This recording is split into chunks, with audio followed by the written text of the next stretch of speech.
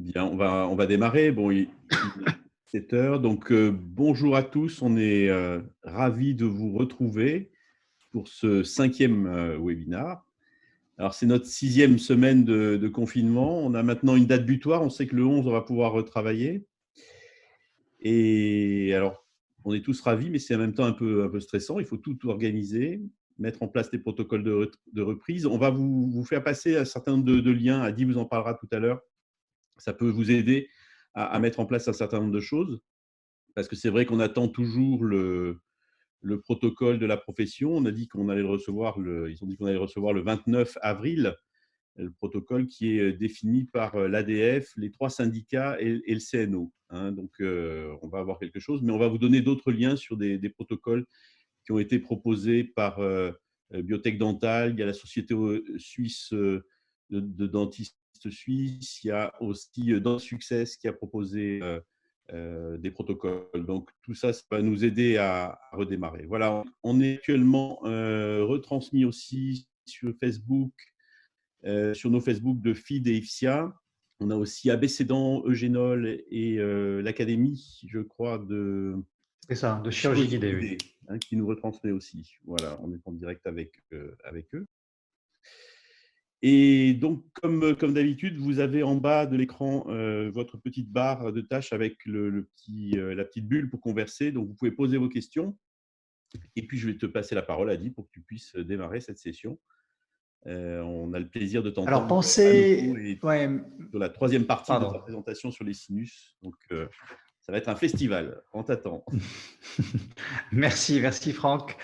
Effectivement, quand vous cliquez en bas sur, quand vous êtes dans Converser, pensez à adresser la question au conférencier et à tous les participants. Et ce qui permettra à tout le monde de, voilà, de voir votre question, de voir vos commentaires, etc. Et ce sera certainement plus agréable pour tout le monde de voir vos commentaires. Effectivement, je suis aussi très heureux d'être à cette… voilà, on va revenir, de continuer ce webinaire. C'est vrai que c'est devenu un moment privilégié de la semaine que nous attendons avec Franck, que nous préparons ensemble et qui nous permet un petit peu de rester dans le bain parce qu'on est aussi soucieux de l'avenir, on est soucieux de ce qui nous attend, en particulier dans notre profession. Qui est vraiment en première ligne. Je le dis tout le temps, notre profession est vraiment en première ligne et on a l'impression qu'on est sans munitions. Voilà, on part à la guerre sans munitions, donc il faut qu'on se débrouille. Et je pense que c'est l'intérêt aussi de ce genre de regroupement, c'est voilà, de se passer les infos que nous pouvons avoir, de partager plein de choses ensemble, mis à part l'aspect scientifique. Donc c'est pour ça que nous avons ici poser les 4 liens qui peuvent vous intéresser. Vous en avez peut-être eu quelques-uns déjà, ou tous. En tout cas, on va avoir aussi le lien conversation, c'est dans le défilé des conversations, ces liens qui vont vous être transmis. Donc, vous pourrez les copier, les coller et puis aller voir. Donc, il y a effectivement le premier lien de biotech qui est très bien fait. Il y a l'autre lien qui est assez intéressant aussi sur les Suisses que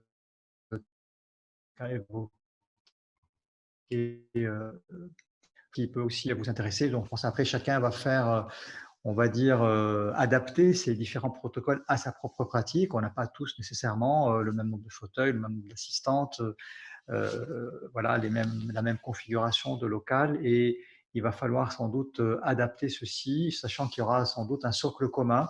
Et on attend impatiemment les recommandations du Conseil national de l'ordre qui va venir effectivement dans quelques jours. Ici, on voit les différents liens ou les différents canaux à travers lesquels nous allons diffuser ce webinaire. Donc, vous avez le canal d'IFSIA et du FID, bien sûr. Et ensuite, on remercie Abécédent qui relaie ça sur son compte Facebook, sur celui de Génol, ainsi que celui de l'Académie de chirurgie guidée. Donc, comme l'a annoncé Franck, je vais vous parler aujourd'hui de la suite du thème que j'ai déjà abordé, à savoir donc la gestion du secteur postérieur atrophié, du secteur postérieur maxillaire atrophié. Et cette classification que vous avez sans doute déjà aperçue lors des premiers webinars, et pour ceux qui ne l'ont pas vu, vous pouvez l'apercevoir ici rapidement, mais en tout cas, les replays sont à disposition. Ils sont donc disponibles sur le site du FID ainsi que sur celui d'IFSIA.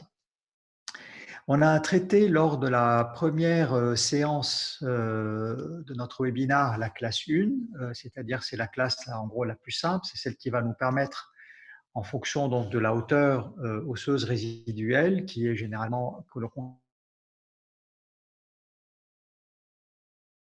2 mm, et ensuite une largeur supérieure ou égale à 6 mm, ce qui va nous permettre de réaliser notre greffe de sinus et de placer les implants en même temps.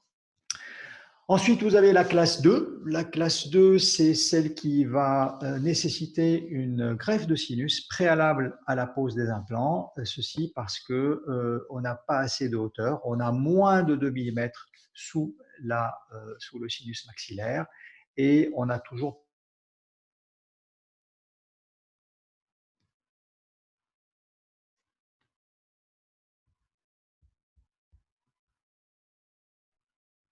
et la pose des implants dans un deuxième temps. Donc, ce cas a été traité lors de la première séance. Ici, on peut voir la classe 3 qui a été aussi détaillée lors du deuxième webinaire, à savoir une hauteur osseuse comprise entre 2 et 6 mm et une largeur comprise entre 3 et 6 mm. Ceci veut dire que l'on va pouvoir réaliser notre greffe de sinus, poser nos implants et associer obligatoirement, ou le plus souvent, une augmentation horizontale. On peut, dans certains cas, faire un compromis et placer un implant de petit diamètre. Et cette augmentation horizontale peut se faire soit par expansion, soit par régénération osseuse guidée, comme on l'a vu la dernière fois à travers ce cas clinique. Ensuite, on a la classe 4 qui a été aussi vue lors du webinaire 2 de la deuxième partie.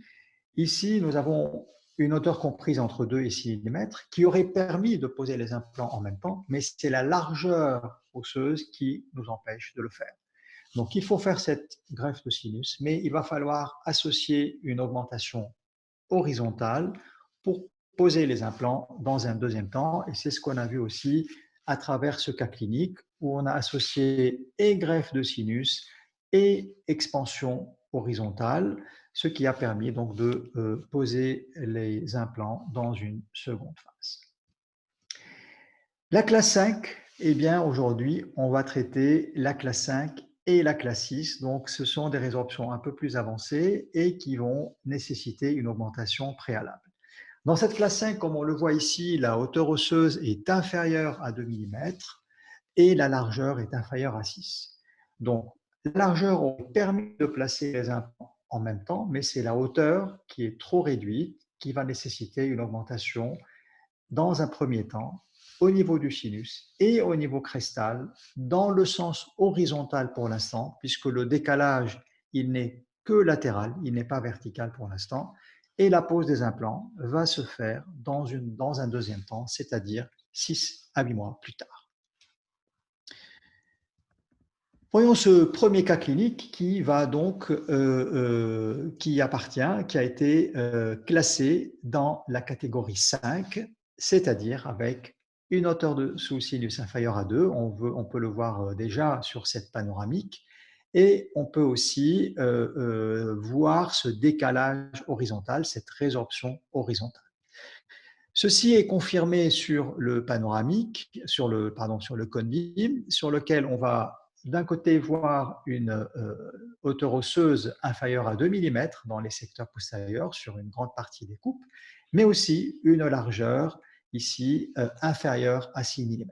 C'est-à-dire qu'une augmentation préalable au niveau du sinus et au niveau horizontal est indispensable. Et c'est ce qu'on a fait le jour de l'intervention. On voit ici la fenêtre d'accès au sinus et on voit un bloc allogénique. Ce n'est pas ma pratique de tous les jours, mais ça fait partie des options thérapeutiques que nous avons. Donc, je sais que certains d'entre vous sont adeptes de ces blocs allogéniques corticospongeux. Alors, on verra tout à l'heure ce que nous dit la littérature. Personnellement, je pense que ça peut être une bonne indication à condition que l'enveloppe osseuse soit très favorable, ce qui était le cas ici. On voit très bien le mur osseux ici, du côté mésial. Je ne sais pas, vous voyez bien ma souris, Franck? Oui, très bien, parfait. Voilà, donc on voit ce mur osseux en distal de la canine et on voit ici cette ouverture au niveau du sinus maxillaire et c'est ce que j'ai évoqué la dernière fois. Le sinus maxillaire est une source ostéogénique exceptionnelle qui favorise donc les régénérations osseuses crestales. C'est un petit peu comme un espace médulaire que l'on va ouvrir au moment de l'expansion osseuse. Voilà la fixation de ce greffon à J0 qui va être recouvert par une xénogreffe qui va être utilisée aussi pour le comblement du sinus et une membrane résorbable va être fixée apicalement et venir recouvrir notre bloc et notre fenêtre osseuse comme on le voit ici. Cette membrane a été découpée en deux parties pour recouvrir l'ensemble de cette zone et la protéger de la résorption et de la vingénie au niveau de la fenêtre osseuse. Le scanner de contrôle, à 4 mois environ post-intervention, on voit un sinus qui est parfaitement homogène, une densité radiographique évidemment intéressante, et on voit une augmentation horizontale ici qui est aussi plutôt agréable et qui va sans doute nous permettre de placer nos implants dans une deuxième phase et dans de bonnes conditions. Voilà la réentrée qui s'est faite à 6 mois. On voit une très bonne intégration de notre greffon. On voit aussi ici une homogénéité de cette augmentation horizontale. Vous vous rappelez, l'ouverture du sinus était à peu près à ce niveau-là. On voit les particules ici d'hydroxyapatite bovine qui sont bien intégrées dans du tissu probablement osseux puisque c'est un tissu dur.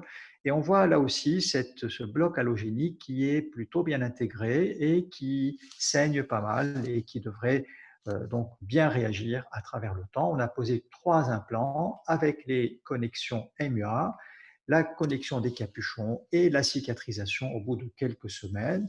On voit ici un petit coup qui a été gardé puisqu'il était assez haut placé et comme c'était une membrane résorbable, donc on n'a pas dû décoller très loin. Et voilà donc le travail terminé avec un suivi à 8 ans où on peut noter une très bonne stabilité osseuse autour de ces cols implantaires et une stabilité aussi muqueuse qui était assez intéressante puisqu'on a pu aménager les tissus en déplaçant cette muqueuse kératinisée du côté vestibulaire à partir du côté palatal. Voilà ce que je voulais vous montrer à travers ce cas clinique et notamment l'utilisation de blocs allogéniques. Donc peut-être avant de passer aux questions, je vais partager avec vous deux publications que j'ai trouvées vraiment intéressantes et qui ont un petit peu disséqué les blocs et en particulier les blocs allogéniques parce que c'est vrai qu'on s'intéresse tous à ce produit qui est intéressant, voilà, mais malheureusement, pas beaucoup de publications traitent les augmentations allogéniques et on a voulu déjà évaluer ceci à travers cette publication, cette étude systématique et une méta-analyse qui a été publiée par Urban l'année dernière et qui a évolué un nombre intéressant d'études sérieuses, donc 33 études, qui a évalué tous les blocs osseux, enfin tous les types de blocs osseux, en particulier les blocs allogéniques et notamment leurs complications.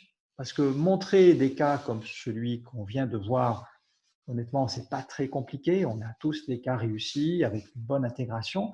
Mais ce qui compte, c'est le taux de complications. Malheureusement, cette étude systématique publiée l'année dernière montre un taux de complications assez élevé avec ce type d'augmentation latérale, ce type de bloc, comparativement aux autres blocs, notamment les blocs autogènes, qui présentent quand même un peu plus de 22% d'exposition et de complications. Alors, je me suis dit, face à cette étude, il doit y avoir quand même quelque chose, ce n'est pas la seule étude. Donc, on a fait une recherche et on a trouvé récemment cette publication qui a été publiée il y a quelques semaines et on s'est dit on va quand même essayer d'être le plus juste possible avec ces blocs halogéniques qu'un certain nombre de confrères utilisent et peut-être qu'on aura une lumière plus éclairée sur l'utilisation de ces biomatériaux. Donc, cette étude, a priori, paraît très intéressante. C'est une étude quand même systématique, une méta-analyse qui a regroupé 7 publications sérieuses et qui a essayé de faire des statistiques et des pourcentages qui nous intéressent. Donc, il y a plus de 300 blocs halogéniques avec un suivi qui allait jusqu'à 8 ans, donc assez intéressant, de 1 à 8 ans, et un taux de survie, pas de succès, mais c'est déjà pas mal, un taux de survie de l'ordre de 97% des implants et un taux d'échec seulement de 4%. Et ils ont fait aussi quelques études, ont fait quelques études histologiques comparativement, qui ont été comparées à l'os autogène. Donc, ce qu'on peut trouver ici sur cette, enfin, disons la conclusion un peu hâtive montre que les taux de survie sont intéressants, que le taux d'échec est assez faible, mais bon, on pourrait, je dirais, légitimement demander des études encore plus poussées, plus voilà, avec du long terme et un nombre plus important de patients. Mais si on revoit cette étude, si on va chercher un peu plus loin, un peu plus dans le détail, voilà ce que j'ai pu trouver et ce que je souhaitais partager avec vous. En ce qui concerne les complications, seulement, enfin, sur les 7 études, 6 ont reporté les complications, ce qui est pas mal. Mais quand on regarde de plus près deux parmi ces études ont reporté pratiquement 30% d'échecs, des greffes. Je ne parle pas d'implants, bien évidemment. Mais ce qui est intéressant de noter aussi, dans cette étude-là, ils ont comptabilisé 13 expositions sur 31. C'est-à-dire c'est même plus que 30%. On est ici dans l'ordre de 40% d'échecs. Donc je ne sais pas si l'exposition pour eux est un échec ou pas, mais en tout cas, dans ma pratique, et j'en ai discuté avec Franck, quand on a une exposition d'une greffe, que ce soit une membrane, que ce soit un bloc halogénique, que ce soit un bloc autogène, une exposition, c'est un échec. On va toujours pouvoir s'arranger, poser un implant, mais on ne sera jamais dans la position optimale dans laquelle on a voulu se retrouver, en particulier quand on est analysé dans cette méta-analyse, c'est la résorption osseuse, la résorption de ces greffons. Quand on regarde l'abstract, le résumé, on se retrouve avec plus ou moins 5% de résorption et on se dit, c'est pas beaucoup, c'est intéressant. Mais en fait, quand on regarde de plus près, il n'y a pas eu de protocole standardisé pour évaluer la résorption. 5 études sur 7 seulement, enfin 5 études sur 7 n'ont pas évolué ce paramètre. Et dans une des études, on a 46% de résorption, ce qui est très important, ce qui est énorme. En ce qui concerne la perte osseuse péri-implantaire, là aussi, quand on regarde le résumé, on trouve que la perte osseuse, elle est très honorable autour des implants. Mais cette moyenne qui a été posée n'est pas vraiment une moyenne puisqu'elle est basée sur une seule étude qui a vraiment évalué le niveau osseux autour des implants après, je dirais, la mise en charge de ces implants. Et enfin, en ce qui concerne le gain osseux horizontal et le gain osseux vertical, l'augmentation en largeur était intéressante. Elle allait jusqu'à 4-5 mm. En hauteur aussi, on avait presque 5 mm d'augmentation verticale, ce qui est quand même très bien, avec un produit que vous allez récupérer dans un flacon, donc très intéressant. Mais je garde un mais parce qu'à 1 an, on a trouvé qu'il y avait près de 3 mm de perte osseuse et donc le remodelage osseux est très important avec ce type de greffon. Donc, les résultats de la littérature, il faut les prendre avec beaucoup de précautions. Il faut aussi se rendre compte que tous les greffons halogéniques ne sont pas les mêmes. Donc, je ne suis pas en train de dénigrer l'apport des greffes halogéniques que j'utilise dans ma pratique, mais il faut savoir les utiliser dans les bonnes indications. Et je pense aussi qu'il faut savoir choisir le bon, je dirais, je ne vais citer aucune marque, mais choisir, je pense, le bon fabricant qui va donc nous permettre d'obtenir des résultats, espérons-le, meilleurs que ce que peut montrer certaines publications notamment parmi celles que je viens de citer. Voilà, donc je ne sais pas si tu as des questions, Oui, Franck. oui, on a voilà, donc, beaucoup de questions, comme comme toujours. Alors, la première question de Guy Cohen. Pourquoi xénogreffe dans le sinus et non pas allogreffe corticoïde spongieux, corticospongieux, je pense que ça devait être ça, alors qu'il y a un bloc allogénique à côté? Pourquoi est-ce que tu n'as pas finalement greffé le sinus aussi avec le même matériau? Alors, très bonne question. Disons, dans le sinus, je privilégie, je ne sais pas si tu étais là lors du premier webinaire, Guy, mais j'ai bien, enfin, j'ai bien exprimé l'intérêt des hydroxyapatites bovines, notamment dans les sinus maxillaires. C'est essentiellement un intérêt de maintien de volume dans le temps. Donc, je suis certain que l'allogreffe va bien marcher, mais je ne sais pas si le patient ne revient pas dans un deuxième temps, que va-t-il se passer avec cette allogreffe dans 5 ans, dans 6 ans? Donc, je pense que dans le sinus, la xénogreffe reste pour moi le premier matériau, le matériau de choix. Mais en dehors du sinus, je pense qu'effectivement, l'allogreffe peut beaucoup nous apporter, notamment dans le comblement des alvéoles, en association dans certains ROG. Voilà, mais le débat est ouvert à ce propos. Ok, parfait. Une question, on décrit beaucoup, c'est une question d'Emmanuel Beau, on décrit beaucoup de résorption avec les blocs halogéniques après la pose des implants à 1 an. Qu'en pensez-vous? Donc, c'est ce que tu as commencé à expliquer avec ça. Mais quel est toi, les résultats, quels sont les résultats que tu as en augmentation latérale avec ces blocs, justement? Alors, avec les blocs, effectivement, je pense qu'il faut, à mon sens, se limiter à des indications très précises, c'est-à-dire quand l'enveloppe osseuse est favorable. Je pense que quand l'enveloppe osseuse est favorable, on peut espérer, mais je n'ai pas 10 ans de recul, une relative stabilité du niveau osseux. Aujourd'hui, mon premier choix reste la régénération osseuse guidée, où ça m'arrive assez souvent aujourd'hui, pour éviter un prélèvement autogène, d'associer une greffe allogénique en particules. Mais j'associe systématiquement avec la greffe allogénique en particules une hydroxyapatite bovine pour apporter cette stabilité dans le temps de ma ROG. Donc, que ce soit de l'os autogène comme de l'os allogénique, je vais systématiquement associer ces particules d'hydroxyapatite bovine, je pense comme tu fais Franck, pour pouvoir assurer cette stabilité volumétrique dans le temps et cette stabilité osseuse proximale, en particulier dans les augmentations verticales, comme on va le voir tout à l'heure avec la classe 6. Ok, mais je crois qu'on n'a pas de résultat sur cette technique, c'est-à-dire d'associer halogénique et hydroxyapatite d'origine bovine. Non, Il n'y a, non, pas mais de quantification de la résorption. On fait non. ça d'une manière Mais assez clinique, en ouais. fait. Ouais. Ok, bon. Peut-on se servir, une question de Jean-Christophe Monturi, peut-on se servir du volet osseux pour faire l'augmentation horizontale? Oui, oui, évidemment, on peut l'utiliser, mais je l'utiliserai plus en os broyé, en particules, mélangé avec une hydroxyapatite bovine et avec une membrane résorbable par résorbable, mais pas vraiment en bloc, sauf si ton volet osseux, Christophe, est suffisamment grand pour pouvoir l'utiliser comme coffrage. Voilà. Mais ce qui est rare. Voilà. Ok, si tu veux encore une petite question? Comme tu veux, Non, on fais-toi le peut. Il y modérateur. a une question sur la pose des multi-unites, donc des piliers prothétiques. Quelle hauteur Ouais. et légèrement les implants légèrement enfouis? Pourquoi les piliers multi-unites? Donc peut-être que tu peux répondre par rapport à ça.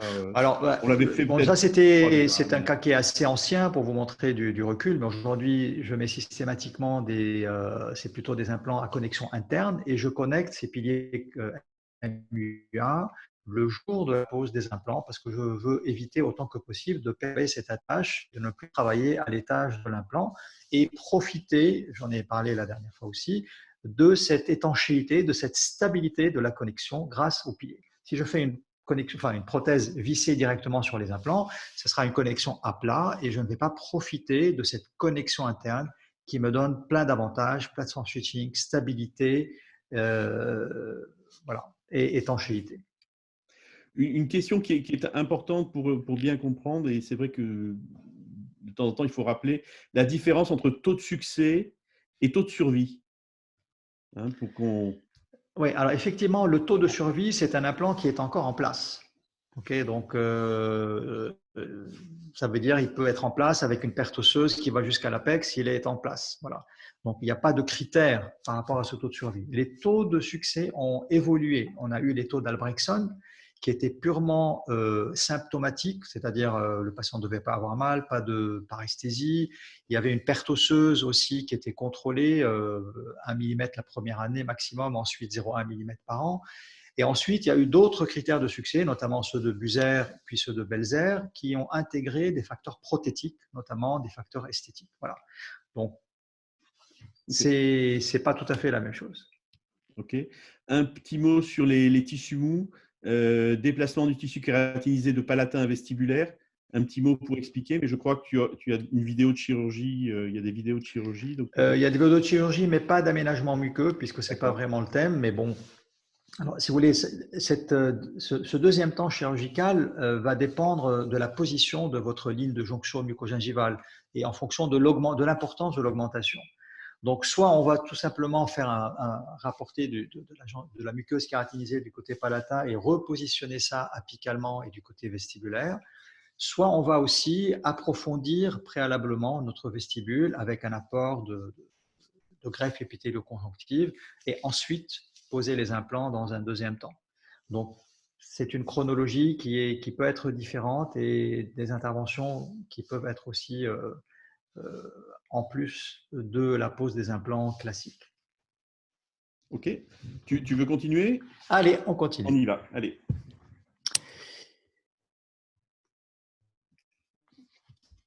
Bien. Donc, on va poursuivre avec la classe 6 et ce sera donc notre dernière classification pour ce thème sur la gestion des secteurs postérieurs maxillaires atrophiés. Donc, la classe 6, ici, on se retrouve avec un décalage horizontal et un décalage vertical. Donc, les deux sont altérés avec une hauteur osseuse inférieure à 2 mm et une largeur variable. Donc, évidemment, ici, on n'est pas censé, dans tous les cas, associer à la greffe de sinus une augmentation cristale. Par contre, dans certains cas, pour des raisons biomécaniques, pour des raisons esthétiques, pour des raisons d'accès au brossage, on va associer à cette augmentation sinusienne une augmentation 3D selon différentes approches. Ça peut être une ROG, ça peut être une greffe en lait, ça peut être d'autres techniques que vous maîtrisez éventuellement.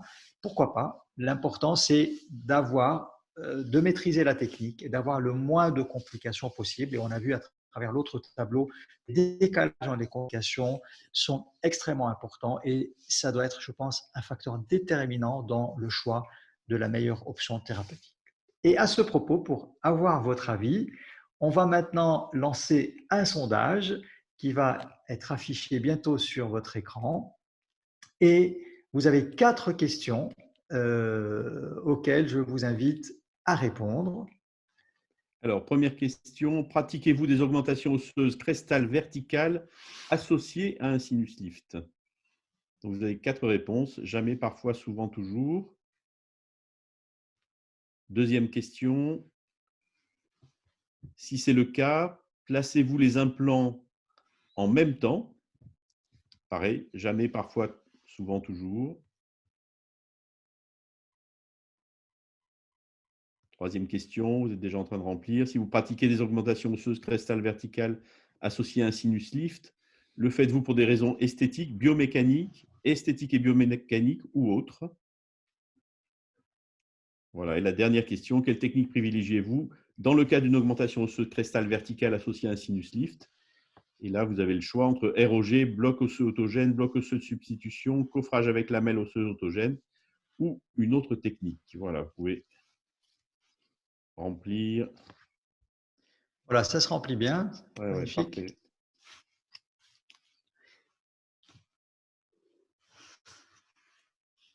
On va attendre 2-3 minutes que Voilà. le sondage se termine, qu'il n'y ait plus d'action dessus. Et je te laisse commenter les résultats, Adi.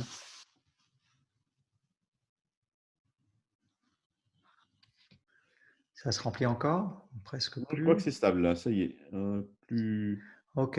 Ah, encore Donc, quelques ouais, on attend encore allez, 10 secondes derniers. et on va mettre fin au vote dans quelques secondes. Allez, C'est donc on fait. va partager les résultats. Hop, non. Alors, on a un bon tiers qui ne fait jamais d'augmentation cristal et une bonne moitié qui en fait parfois. Ok, intéressant. Donc c'est bien. On est à peu près sur la même longueur d'onde parce que si on ajoute parfois, souvent et toujours, on est à peu près Deux tiers. environ deux tiers. Donc deux Mmh. tiers des participants font des augmentations cristal. Donc ça me réjouit. Donc ça va dans le sens aussi de notre classification qui permet donc vraiment de faire je pense, les choix les plus adaptés, on va dire. Si c'est le cas, est-ce que vous placez en même temps les implants, donc jamais pour deux tiers, parfois pour environ 28%. Et donc, voilà, on a une grande majorité qui ne mettent pas leurs implants en même temps. Donc, j'espère qu'avec ce qu'on vous montre, peut-être que voilà, ça vous permettra de voir les situations où vous pouvez le faire. Vous pouvez mettre vos implants en même temps que l'augmentation, cristal aussi. Notamment les augmentations ici verticales. Donc, c'est particulier aux augmentations verticales. Okay. Soulignons-le. Alors, vous le faites, si vous faites ces augmentations verticales, est-ce que pour des raisons esthétiques biomécaniques, donc pour les deux, donc on a à peu près presque deux tiers qui le font pour des raisons esthétiques et biomécaniques. Et enfin, on a une majorité qui privilégie la ROG. On a un peu moins de 10% les blocs osseux autogènes et le coffrage pour environ 20%. Okay, puisque vous avez le choix entre les différentes techniques. Ok, intéressant. On voit que la ROG emporte la mise. C'est parfait. Je pense aussi qu'on on a affaire, au vu de ces différents choix, à un public bien averti. Parfait. Allez. Des commentaires, Franck? Non, je pense on va t'écouter. Vas-y, continue. Allez, On va changer ok. de classe. Bien. Alors, voyons ensemble ce premier cas clinique d'une classe 6 où on peut noter une proximité du sinus, où on peut noter un décalage latéral et horizontal relativement important, qui, à notre sens, nécessitait aussi, au vu de l'examen scanner, une augmentation 3D et une augmentation au niveau du sinus maxillaire. Donc, on est bien d'accord ici que sans cette augmentation préalable, il est extrêmement difficile de placer nos implants dans de bonnes conditions. On a fait des examens complémentaires pour pour évaluer le volume osseux disponible au niveau donc, de la zone rétromolaire, de la zone plutôt au niveau de la ligne oblique externe, et on fait le choix d'un coffrage pour ce cas clinique, qui date de quelques années maintenant. Ce n'est pas notre premier choix clinique aujourd'hui, mais je vous le montre parce que je pense que ça fait partie des options thérapeutiques intéressantes sur lesquelles nous avons du recul et qui peuvent très bien fonctionner. Cette zone, comme vous le savez, nous permet de prélever de l'os purement cortical qui va être scindé en deux et qui va permettre ici de créer un espace avec le site receveur, et le reste de l'os prélevé va être broyé pour remplir cet espace. C'est cet espace-là qui va nous permettre d'assurer la régénération osseuse. Et en fait, ce n'est pas plus, pas moins qu'une régénération osseuse guidée avec une lamelle, avec une membrane rigide, biologique, qui va peut-être se vasculariser, qui va peut-être se vasculariser partiellement ou pas du tout. L'important, c'est de pouvoir placer nos implants à distance de cette plaque osseuse. On voit ici déjà cette augmentation qui a été réalisée, cet alignement horizontal qu'on a obtenu par rapport à l'image panoramique de départ. Bien évidemment, il y a eu une préparation parodontale préalable. Ici, on voit le scanner de contrôle qui a permis donc de valider et l'augmentation du sinus et l'augmentation crestale en 3D, qui va sans doute nous permettre de placer nos implants dans de bonnes conditions. On voit ici cette augmentation sur ces différentes coupes, et on voit aussi que la membrane du sinus a gardé pratiquement la même épaisseur qu'elle avait auparavant, donc cet épaississement existait déjà au préalable. Voilà la réentrée. Donc, j'ai essayé de vous faire des photos qui sont à peu près dans le même axe pour vous montrer l'absence quasi totale de la résorption. au niveau de cette augmentation avec le coffrage ici, puisque notre coffrage a été protégé aussi par une xénogreffe d'origine bovine, mais aussi par une membrane. Donc, on sait qu'en associant xénogreffe et membrane, on va réduire la résorption. On l'a démontré d'ailleurs dans notre publication qui date maintenant, et avec ces blocs osseux autogènes, et ça a été aussi par Carlo Majorana, ça a été aussi confirmé par la suite. Voilà la réentrée, là aussi, qui a permis de poser nos implants dans de bonnes conditions. On voit ici ce balcon osseux en vestibulaire, cette préservation du bloc osseux et la mise en place de nos implants, toujours avec nos piliers, quand on n'enfuit pas les implants, avec le contrôle radiographique et le contrôle de notre restauration d'usage, réalisée ici par le praticien traitant. Mais surtout, ce qui nous intéresse, c'est la stabilité de ce niveau osseux qui n'a pratiquement pas bougé au bout de 8 ans. Donc, c'est un suivi à 8 ans et on voit ici la situation de départ et la situation donc à l'arrivée. Avec donc un rétablissement de la crête, donc grâce à l'augmentation 3D, donc latérale et verticale, et ici donc nos deux restaurations jumelées avec cette stabilité osseuse autour des cols implantaires qui va sans doute permettre un meilleur accès et une meilleure maintenance autour de ces restaurations. On revoit la patiente une fois par an pour sa maintenance parodontale et pour le contrôle de ses implants. Je ne sais pas si tu as des questions avant de passer au cas clinique suivant, Franck. Oui, il y a plus de 80 questions, donc on ne pourra pas répondre à tout le monde, j'en suis désolé. On va essayer de répondre au maximum et de les regrouper. Alors, allez, on compte sur toi, tu as l'esprit de synthèse. On a dit au père, il a toujours les deux anges au-dessus de sa tête, c'est pour ça qu'il a des si beaux de succès. Malheureusement, je ne les sais pas au cabinet, mais je vais les déplacer dorénavant. Alors, dans votre évaluation du choix des protocoles et pronostics, tenez-vous compte de la qualité de la corticale interne sinusienne, lecture au cone beam, notamment de son épaisseur. Ça, Yves Cohen-Moreau. Oui, alors l'épaisseur de la corticale, non, elle détermine le choix de la technique de la greffe de sinus, mais pas de l'augmentation crestale. L'augmentation, la technique, donc d'abord latérale, la réalisation de la fenêtre vestibulaire, effectivement, elle est déterminée par l'épaisseur de la corticale. Et on sait que plus cette corticale est épaisse, plus on a un risque de perforer la membrane. C'est pour ça qu'on va adapter notre abord latéral en fonction de l'épaisseur de la corticale. Alors, il y a une question sur la morphologie du défaut, avec le rôle du mur distal dans le succès de la greffe. Et en absence de ce mur, quelle est l'alternative que tu proposes? Nos limites, ce sont les pics osseux mésiaux et distaux. Ça, on le sait, on ne fait pas de magie. Ce sont les pics osseux sur la dent la plus mésiale et sur le rebord le plus distal qui vont nous permettre d'avoir le maximum de hauteur verticale. Donc, c'est ça nos limites. Ça peut aller jusqu'à presque 1 centimètre, mais ce sont les limites biologiques qui sont déterminées pour l'instant avec ça. Alors, une ROG 3D possible avec une grille titane dans ce cas-là? Ça va venir. Ça va venir.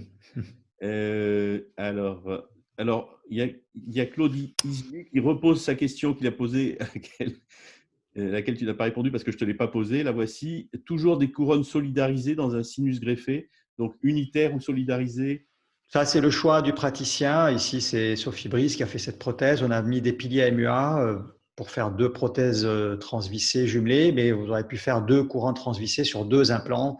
Je pense que j'ai toute confiance dans ces augmentations osseuses et on peut faire 2 couronnes individuelles sans problème. Et on sait que la littérature aujourd'hui ne fait pas de différence entre ces 2 options prothétiques. Ok. Il y a une question. Est-ce que tu ferais un approfondissement vestibulaire aujourd'hui? Dans certains cas, oui, mais ce cas-là, moi, me satisfait. J'ai suffisamment de bandeaux de gencives kératinisées. Il y a une certaine, je dirais, quand je déplace ma gencive kératinisée du côté palatin, on travaille déjà cette ligne de jonction mucogénivale qu'on va apicaliser.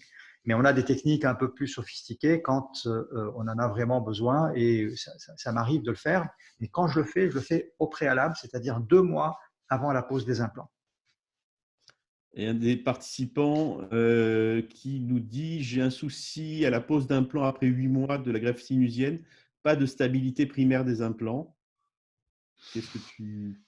Ça peut arriver, il faut évidemment faire un sous-forage. Après, ça dépend, je ne sais pas quel type de matériau vous avez utilisé. C'est pour ça que je pense que l'hydroxyapatite bovine dans le sinus est vraiment le premier matériau de choix, en tout cas dans ma pratique. Encore une fois, ça peut marcher aussi avec d'autres biomatériaux, mais c'est sans doute le matériau qui a le plus de recul, qui a le plus de documentation au niveau scientifique dans la littérature, au niveau des sinus. Et dans notre pratique, ça fait, voilà, on compte plus maintenant facilement 20 ans qu'on utilise ce biomatériau avec de très bons résultats. Parfait. Bon, je pense qu'on peut te laisser continuer, Ok, parce cool. qu'il y a d'autres cas cliniques et tu as beaucoup de choses à dire. Allez, Allez, on t'écoute. voilà, donc on va toujours continuer avec la classe 6, donc je ne vais plus redétailler, décalage vertical latéral, manque de hauteur osseuse et manque de largeur osseuse. On va voir comment aujourd'hui on va traiter ça. Depuis quelques années, on fait pratiquement plus de prélèvements autogènes. D'ailleurs, dans mes formations au sein d'IFSIA, jusqu'à encore pas très longtemps, je montrais un petit peu encore les prélèvements en bloc, les coffrages, etc. Mais aujourd'hui, c'est terminé. Je ne veux plus embêter mon patient. Je ne veux plus prendre de risque de morbidité. Je veux faire le plus simple, le plus rapide. Et hier, j'ai assisté à un webinaire fait par Willy Grunder qui était assez sympa et qui disait une chose essentielle et que je répète aussi, c'est la rapidité de l'intervention. Plus vous attendez dans votre plus vous rallongez la durée de votre intervention, plus le risque je dirais, de réduire la vascularisation au niveau de vos lambeaux est importante.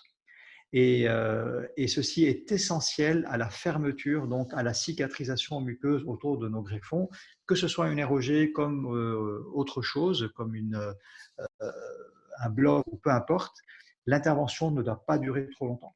Et c'est pour ça que éviter le site de prélèvement est important, éviter le prélèvement autogène est aussi important, et ce qui veut dire qu'on va essayer de faire avec tout ce que peut nous apporter aujourd'hui, je dirais, l'industrie avec les biomatériaux et les membranes. Donc, on va voir ici un cas clinique sur lequel on a fait une augmentation 3D après avoir déposé des implants et après avoir donc laissé 2 mois de cicatrisation. Donc voilà les différentes phases cliniques, c'est-à-dire l'incision, le décollement, la préparation du sinus et le décollement du sinus. Voilà, donc j'ai évité la partie d'introduction juste pour vous montrer les différentes étapes qui vont associer une augmentation du sinus avec le décollement des lambeaux, la réalisation de la fenêtre et le décollement de la membrane. Voilà cette première partie. La deuxième partie va consister à faire d'une part le comblement de sinus et d'autre part réaliser cette régénération osseuse guidée. Donc, sur ce cas-là, on a récupéré la fenêtre osseuse, comme notre ami l'a souligné tout à l'heure, qui va être broyée. On va aussi utiliser une râpe à os plus apicalement pour prélever de l'os autogène. On va fixer, comme on le voit sur la vidéo en haut à droite, on va fixer notre grille en titane du côté palatin et on va combler le défaut osseux, on va combler la crête avec ce mélange d'os autogène et d'hydroxyapatite bovine. Ensuite, on va rabattre notre grille en titane, on va mettre notre membrane résorbable, libérer le lambeau vestibulaire et réaliser nos fermetures mat l'acier et en point discontinu pour avoir ce type de fermeture juste après l'intervention. Voilà le résultat ici au niveau donc, du scanner. Ça, c'était le scanner préopératoire et le scanner post-opératoire qui montre un sinus qui est clair, qui est propre, un sinus qui est suffisamment augmenté et 3, une augmentation crestale qui est suffisante, qui est intéressante, qui a permis de retrouver une crête pratiquement normale. On voit ici les limites, on voit les traces de cette grille en titane. Et on voit cette augmentation ici 3D, la largeur, la hauteur et le volume intrasinusien. Sur ces coupes-là, on va pouvoir comparer ainsi le volume osseux pré et post-opératoire. Ici, c'est le scanner à 4-5 mois après l'intervention sur des coupes pratiquement similaires. Et 6 mois plus tard, on va faire notre réentrée. Voilà la réentrée. À gauche, vous avez juste avant la dépose de la grille en titane et à droite, juste après la dépose de cette grille, qui nous a ainsi permis de poser nos implants dans les meilleures conditions possibles. On voit à gauche le site pré-augmentation et à droite, le jour de la pose des implants, 6 mois environ après cette augmentation 3D sur la crête et cette augmentation intra-sinusale. Voilà le résultat avec la restauration implantoportée et notre contrôle radiographique avec une stabilité osseuse à 2 ans. Honnêtement, cette stabilité osseuse autour des cols implantaires, je ne l'ai pratiquement jamais eue d'une façon aussi régulière et aussi stable depuis que je pratique cette approche chirurgicale d'augmentation crestale, c'est-à-dire une augmentation grâce à cette grille en titane associée à ce mélange autogène et hydroxyapatite d'origine bovine.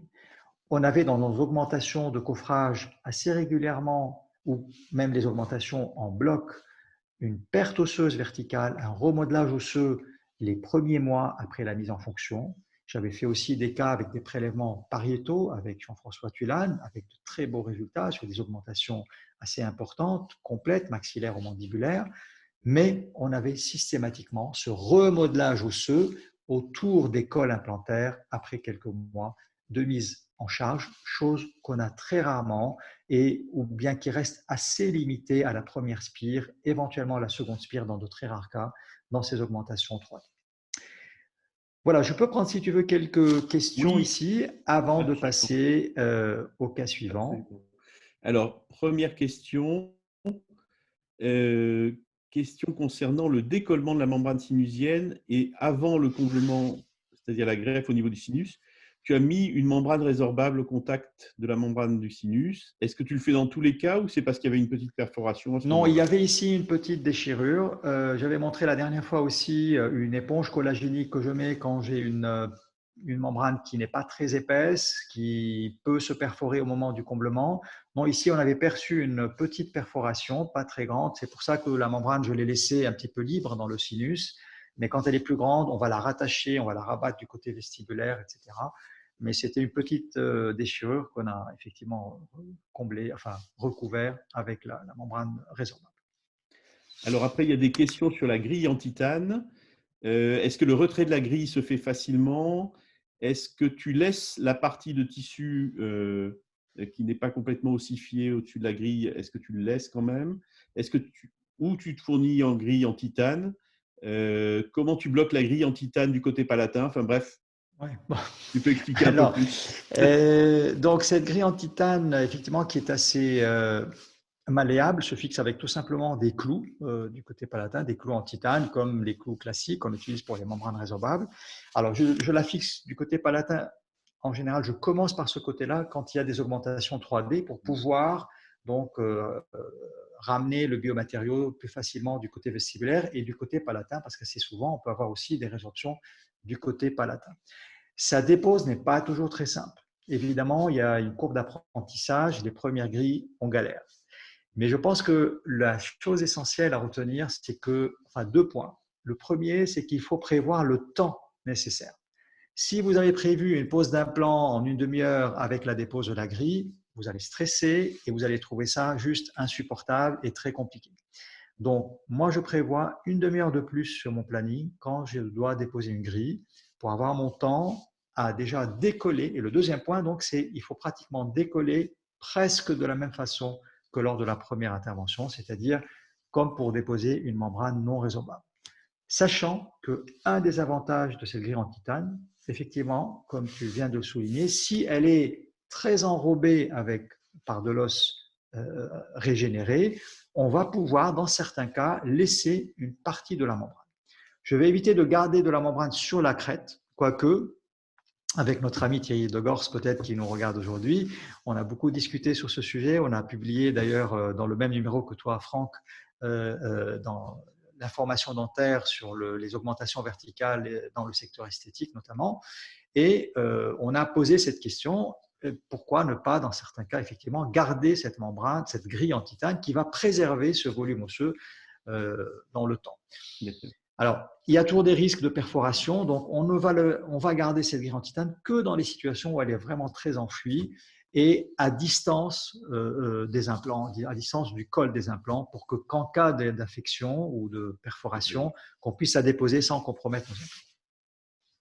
Ok, très bien, super. À partir du moment où on a un succès avec cette technique, pourquoi ne pas poser les implants enfouis? C'est-à-dire ne pas poser les implants en même temps? Alors, ça va venir. Dans le cas suivant, on va pouvoir le faire. Il faut, si vous voulez, la régénération osseuse guidée, il y a 2 principes que je cite toujours pour pouvoir réussir sa ROG. Le premier, c'est, et je pense que lors de ton dernier webinaire, Franck, tu l'as aussi évoqué, c'est la stabilité primaire de l'implant et l'axe prothétique de l'implant.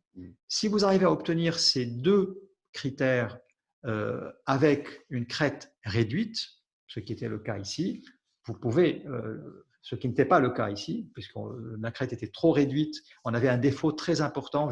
Voilà, pour pouvoir vous montrer le maximum de cas, j'ai zappé toute l'introduction de ce cas où il y avait des implants avec une périimplantite qui ont été déposés. On avait un énorme cratère qu'on voyait un peu sur le scanner qui a été comblé. Donc, on n'avait pas la possibilité de placer nos implants en même temps. Et je pense pour plus de sécurité, surtout si vous n'avez pas beaucoup d'expérience dans ces augmentations 3D, vaut mieux faire l'augmentation dans un premier temps et poser les implants dans un second temps, c'est toujours plus prudent. Parce que si vous avez une exposition de la grille ou de la membrane, par exemple en PTFE, parce qu'aujourd'hui on n'a plus les fameuses membranes Cortex, mais on a les membranes en PTFE dense, des PTFE, quand elles s'exposent, c'est assez embêtant, on a une infection et on perd une grande partie de l'os augmenté. Donc, si vous avez des implants associés à ces augmentations, l'infection est plus importante et vous risquez de perdre vos implants ou de perdre beaucoup d'os sur vos implants. Donc, il vaut mieux augmenter dans un premier temps et quand bien même vous avez une infection, vous allez gérer cette complication plus facilement et à la pose des implants, vous allez pouvoir réaugmenter un peu l'os que vous avez perdu. Il y a une question qui est intéressante, comme ça on va voir ce que tu en penses. Pour le métabolisme osseux post-opératoire, c'est Thierry Kunst. Supplémentation en vitamine D systématique ou non? Est-ce que tu fais des dosages? Non, on est en train, au sein de notre study group, de travailler sur ce sujet. On va bientôt présenter une revue de littérature sur ce point intéressant. C'est pour ça qu'on planche dessus. Il n'y a pas beaucoup de littérature. Donc, je suis un peu comme ça, un peu trop peut-être cartésien, mais moi, il me faut des choses palpables avant de le systématiser dans ma pratique. Et on va voir ce que nous dit cette revue de littérature. Et Thierry, je serais très heureux de la partager avec toi et peut-être que tu nous partages ton expérience, tu partages avec nous ton expérience. En tout cas, moi, je n'en ai pas. Il semble qu'il y aurait un rapport. On va attendre la littérature pour voir ce qu'elle nous dit. Autre question, est-ce que vous avez eu des cas où vous avez perdu des implants d'une greffe sinusienne que vous avez essayé de replacer et que vous avez encore perdu une deuxième fois, c'est-à-dire que vous n'avez jamais réussi à garder des implants dans votre greffe sinusienne? Ça m'est arrivé sur un site cicatrisé. J'ai eu 2 ou 3 cas dans ma carrière où je me suis repris à peut-être 3 fois et au bout de la 3e fois, j'ai arrêté. Je ne sais pas, je pense que nous tous, on a eu des cas un peu comme ça, mais pas spécifiquement dans le sinus. Alors peut-être c'est un manque de bol que si celui qui a posé la question a eu ça dans le sinus, mais je ne pense pas que l'os régénéré au niveau d'un sinus va se comporter différemment qu'un os natif. Ok. Bon, voilà.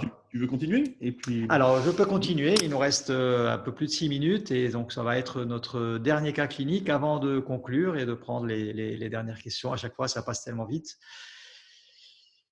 Voilà notre dernier cas clinique. C'est un cas qui a aussi un certain recul, pratiquement 10 ans de recul depuis qu'on a posé les implants sur cette patiente, sur laquelle, on va voir, on avait eu un décalage horizontal et vertical altéré avec un manque de hauteur osseuse sous le sinus et un problème aussi de largeur. Voilà cette patiente avec un sourire très large, mais je te rassure, Franck, je ne vais pas parler du secteur antérieur, je vais quand même parler du secteur latéral. Tu as beaucoup de choses à dire. Non. Oui, oui, oui, on peut. On n'a pas de problème avec Franck. On fait tout ensemble. Enfin, tout, presque. On peut déjà voir sur cette panoramique qu'elle nous a présentée donc l'importance ici des défauts autour de ces deux dents en face terminale, hein, la 5 et la 7. Et on peut voir latéralement cette perte verticale sur ce secteur-là et le sourire très large de cette patiente. Donc cette patiente qui est tout simplement une consoeur, une amie, qui nous a confié la réhabilitation de ce côté de sa bouche, était extrêmement exigeante. Alors, c'est-à-dire qu'elle ne voulait en aucune façon avoir de porter une prothèse amovible.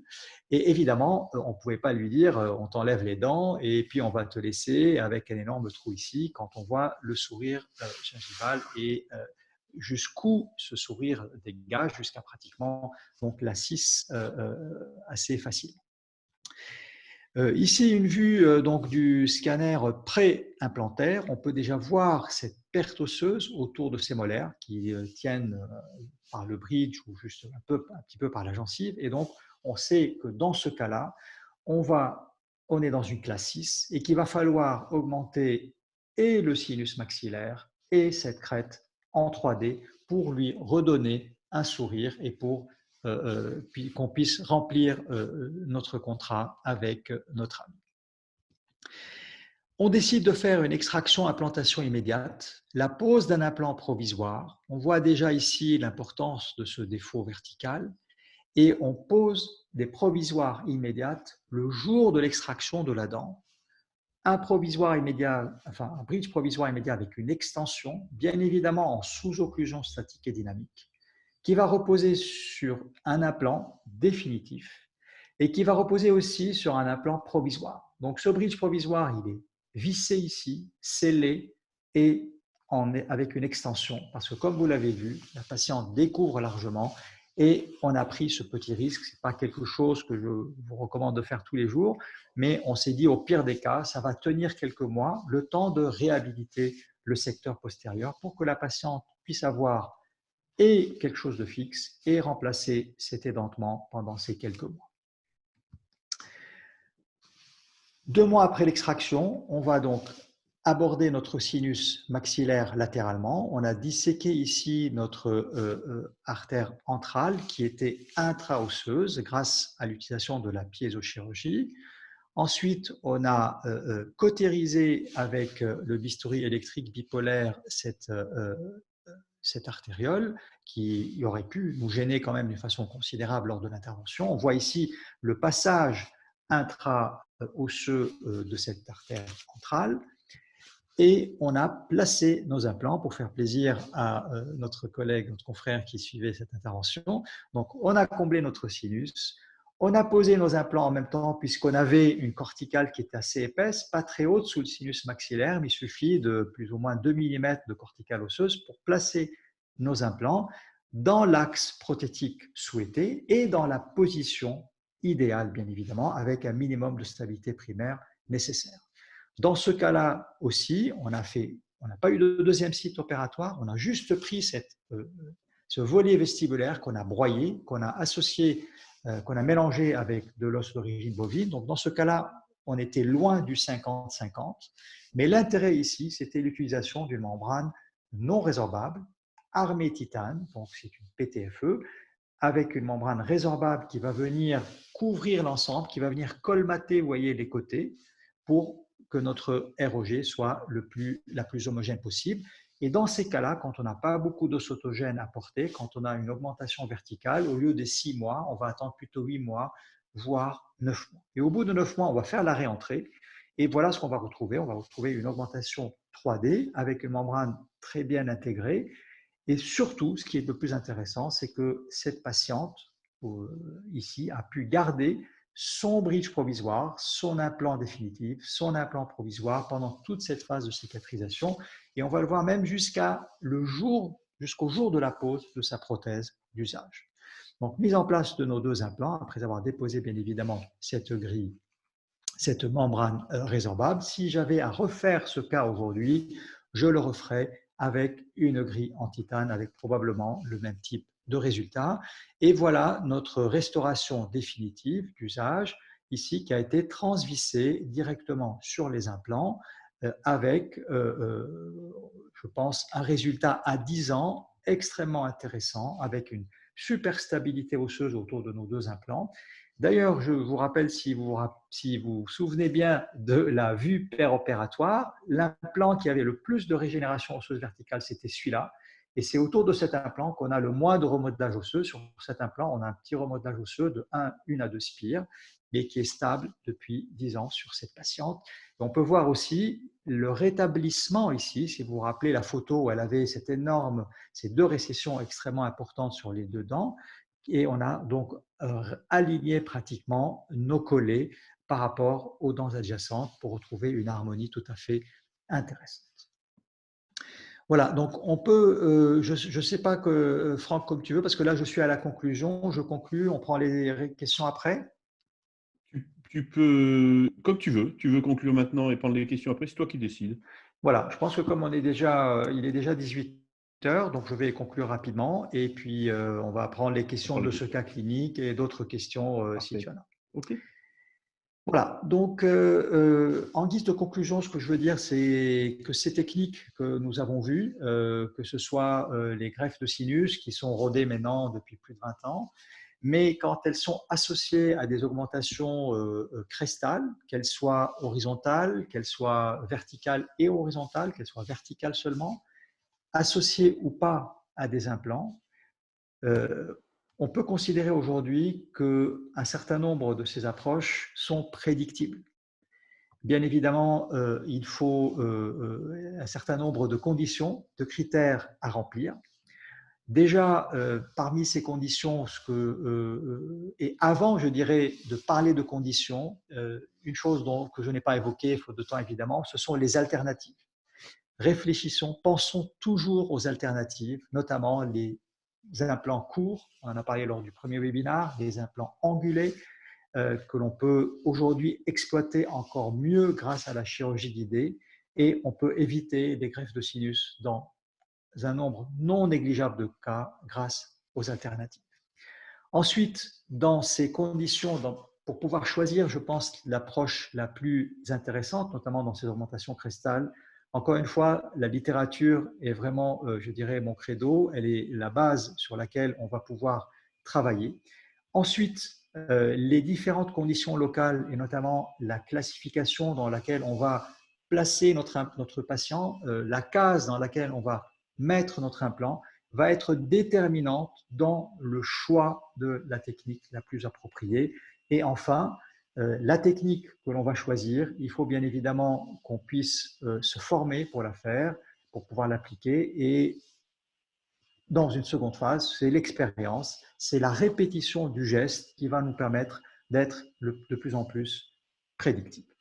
Voilà, et je suis tout oui pour vos questions. Parfait. Alors, bravo Adi, merci beaucoup.